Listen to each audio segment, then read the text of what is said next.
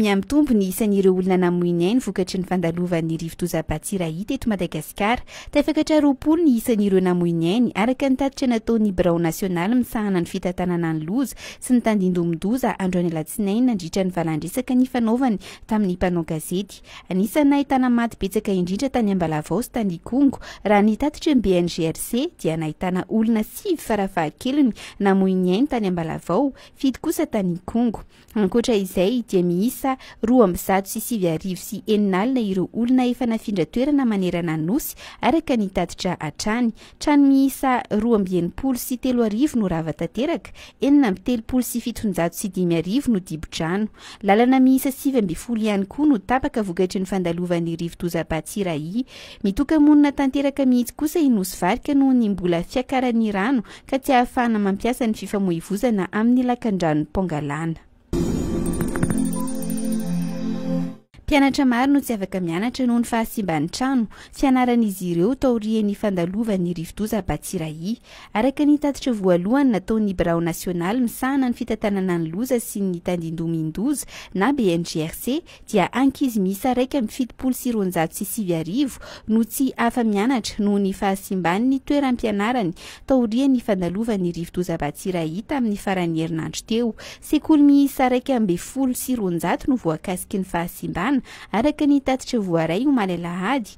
Efitrano fianarana 7,10 no simba, 7,700 no potika amin'ny ampahany ary 5,50 no efa tsy misy tafo intsony. Misy ihany koa ireo ankizy tsy afa mianatra noho ny fahatapahan'ny lalana sy noho ny fandraisan'ny toeram-pianarany ny traboina. Ny ao amin'ny faritra Matsiatra Ambony manokana dia nanambarany gobernora omaly alahady fa mitsahatra mandritra ny 3 andro aloha ny fampianarana any amin'ny faritra Matsiatra Ambony. Efa nanambara koa ny ministeran'ny fanabeazam-pirenena fa miankina amin'ny manampahefana isam-patra ny fampiatona na ny fanohizana ny fampianarana any an-tsekoly ho fitinjovana ny ankizy mpianatra. Nasongadin'ny filohan'ny antenimiram-pirenena Christine Razanamahasoa ny vokatry ny hetsika tamin'ny taona 2020 nandritra ny lanonana fahatsiarovana ny hetsika 7 febroary andro any alatsinainy. Nambarany tamin'izany ny demokrasia misy amin'izao fotoana izao sy ny fahalalahana maneho hevitra. Ny hanivoatra ny politika eto Madagasikara taorian'ny tolona ka ohatra amin'izany ny fahalalahana maneho hevitra ho iatrany ny nambarany.